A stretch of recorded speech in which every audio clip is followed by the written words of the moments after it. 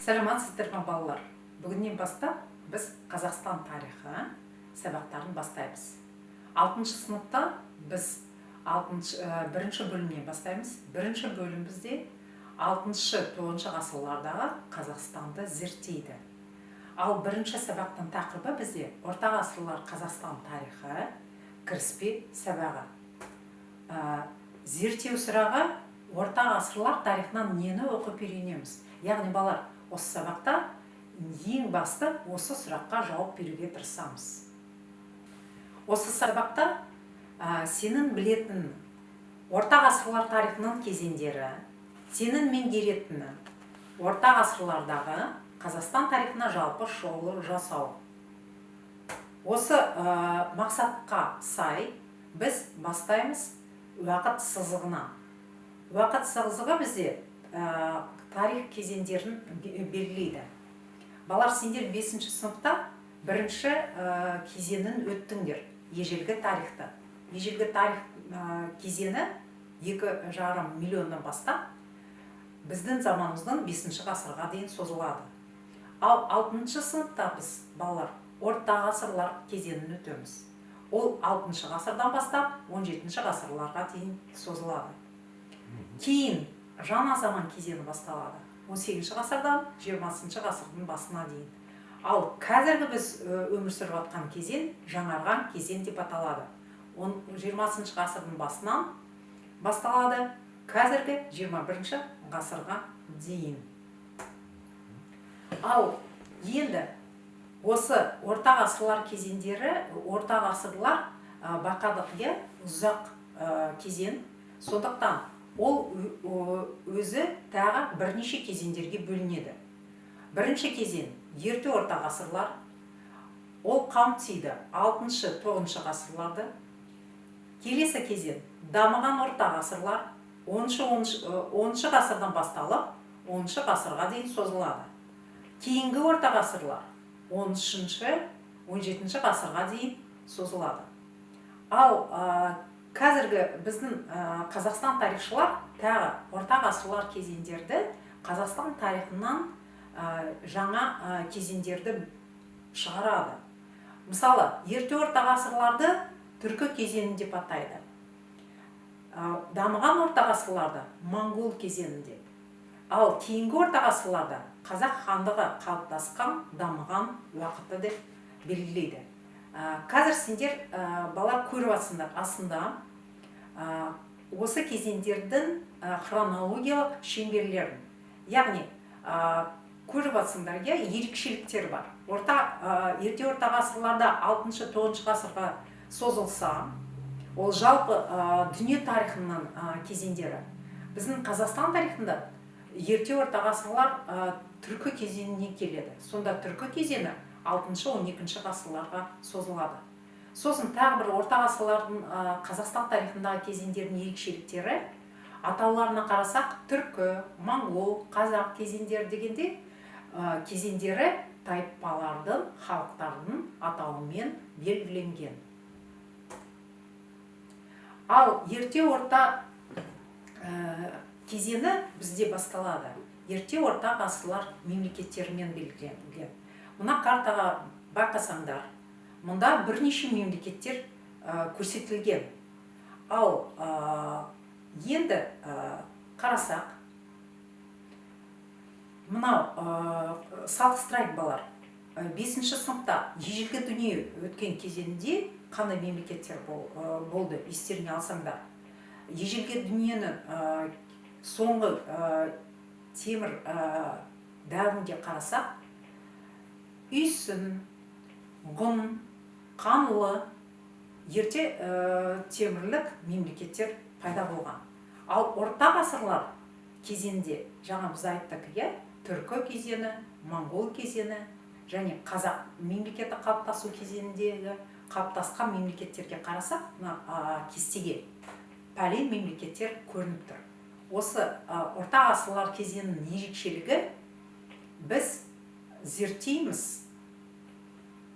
түркі мемлекеттерінің, түркі тайпалар құрған мемлекеттері. Мына сызықшаға қарап, балар, ең бірінші мына астындағы сұраққа көңіл білейік. Орта ғасырларда адамзат қоғамында қандай өзгерістер болуы мүмкін? Қазақстан аумағында өмір сүрген мемлекеттер ежелгі дәуірдегі алғашқы мемлекеттер мен тайпалық одақтардан қалай ерекшеленуі мүмкін? Яғни, үстіндегі сызықшаға қарасақ, мына сұрақтарға жауап беруге болады. Мысалы, қараңдар, орта ғасырларда адамзат қоғамында қандай өзгерістер болды деп. Сонда қараңдар, ежелгі тарих кезеңінде 5-ші сыныпта сендер өткенде ру тайпалық қатынастар тас дәуірінен пайда болып, ерте темір дәуіріне дамып келсе, орта ғасырлар кезеңінде байқасақ, феодалдық қатынастар пайда болады. Сонда әрине ерте темір дәуіріндегі жаңа біз атаған сақ, ғұн, қанлы, үйсін мемлекеттерін салыстырсақ, феодал орта ғасырлар кезеңдегі мемлекеттермен, әрине олардың дамуында біршама өзгерістер көрінеді. Енді балар, осындай тапсырма.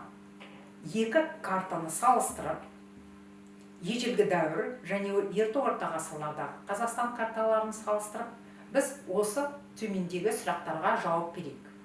Ежелгі дәуірдегі және ерте орта ғасырларда өмір сүрген мемлекеттердің тізімін жасайық. Ежелгі дәуірдегі алғашқы мемлекеттер неліктен ыдырады деген сұраққа жауап берейік. Қандай өзгерістер байқадыңыз? Міне, Қазақстан жерінде ерте жаңа біз атаған мемлекеттер көрініп тұр.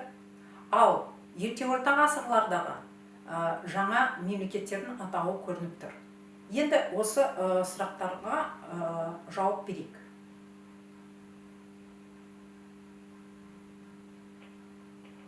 Жауап беру үшін осы бағалау критерийге және дескрипторға арқа сүйенейік. Яғни, орта ғасырларда Қазақстан аумағында кемінде 4 мемлекеттің атауын атайық және аумағын белгілейік. Қазір картаға қайтадан оралайық. Енді қарасақ, байқаймыз, 4 мемлекетті бізге атау керек. 4 мемлекет ерте орта ғасырларда және ерте темір дәуірінде. Және аумағын байқаймыз.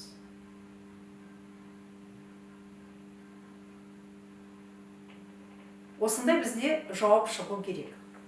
Ежелгі дәуір мемлекеттер жаңа біз атаған сақ, үйсін, қанлы, ғұн мемлекеттер Қазақстан территориясында өмір сүрген. Ерте орта ғасырлар мемлекеттер біздің Қазақстан территориясында өмір сүрген. Ол түрік қағанаты ыдырағаннан кейін батыс түрік, шығыс түрік қағанаты, кейін түргеш қағанаты Жетісу аймағында пайда болған. Жетісу аймағында түргештерді ауыстырды қарлұқтар. Қимақ қағанаты Қазақстанның солтүстік, орталық, шығыс аймағында орналасқан. Және Оғыз мемлекеті. Оғыз мемлекеті ол Сырдарияның төменгі ағысынан басталып, Арал теңізінің жағалауынан Каспий теңізіне дейін созылған. Яғни, қойылған сұрақтарға біз жауап бердік. Енді балалар, қорытындылайық. Орта ғасырлар тарихынан нені оқып үйрендік? Яғни, 6-шы сыныпта Қазақстан тарихына біз орта ғасырлар тарихының кезеңдерін оқып үйренеміз. Балалар, кәне еске түсірейік бірінші сызықшаны. Біз бірінші уақыт сызықшаны атағанда орта ғасырлар кезеңін 3 кезеңге бөлдік. Кәне еске түсіріңдер. Ерте орта ғасырлар дедік, дамыған орта ғасырлар дедік, кейінгі орта ғасырлар. Және ежелгі дәуірден айырмашылығы дедік. Бірінші өте көп мемлекеттер осы кезеңдерде біз зерттейміз, танысамыз, талдаймыз. Ал үй тапсырмасына көңіл білейік. Осы кестені толықтырыңдар, сызықтардың орнына керекті атауды жазыңдар. Яғни біз осы кезеңдерді бақаңдар балар. Бірінші бағанада ерте орта ғасырлар, үстінде ғасырлардың шеңбері көрсетіліп тұр. Екінші, мына бос жерге қосу керек атау екінші кезеңді. Сосын балар қараңдар, екінші бағанада бос жерде біз айтып едік, ерте орта ғасырлар Қазақстан тарихшылары тайпа халықтарын атауымен береді. Соны еске алып, оқып пайдаланып толтырасыңдар. Осымен балар, келесі кездескенше.